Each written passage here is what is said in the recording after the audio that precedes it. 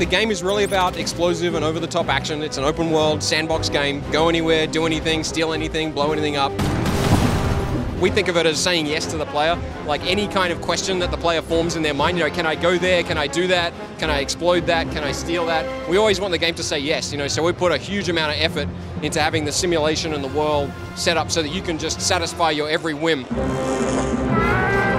So differences from the first game, like the big one is we were adding co-op, you know, so that was probably the most requested thing from the first game was that people were saying this was great, but we'd love to have multiplayer. So we went ahead and added that.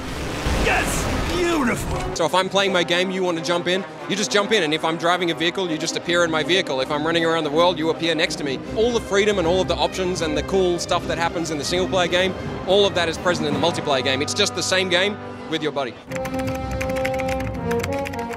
The story this time is that you've got a personal vendetta against a guy that you work for early in the game, and so the story is really you leveling an entire country to get back at this guy and get paid. You know, this guy who screwed you in the beginning. So you've got your own personal agenda. You don't have to follow orders. You just got to make money and get paid, and actually hunt down the guy who screwed you over at the start of the game.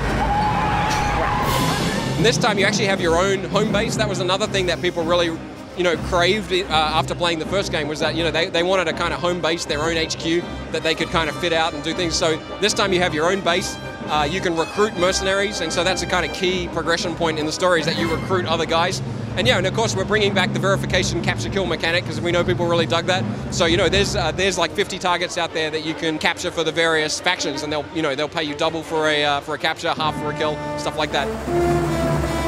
I think we stand up very well in any comparison to GTA 4. I mean, we're actually quite different games. You know, there are similarities, of course, being open world sandbox games, but there's also a lot of differences in that our scope is actually much bigger than GTA 4, I think. I mean, we're an entire country. We have, like, you know, 5 different cities for you to visit, you know, and we have this focus on action and destruction. You know, the first hour of GTA 4, it's an amazing experience, but, you know, you don't really fire a gun for the first hour, you know. But in Mercs, you know, within 3 minutes of picking up the controller, you're dropping a satellite-guided, bunker buster on this target, you know. And it's like, at that point, I was like, all right, these are very different games.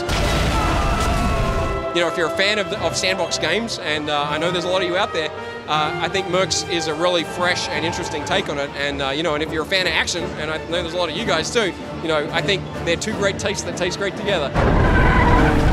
Coming out August 31st, PS3, 360, PC and PS2. We're really proud of what we achieved. We hope everyone will enjoy it, and go out and buy it.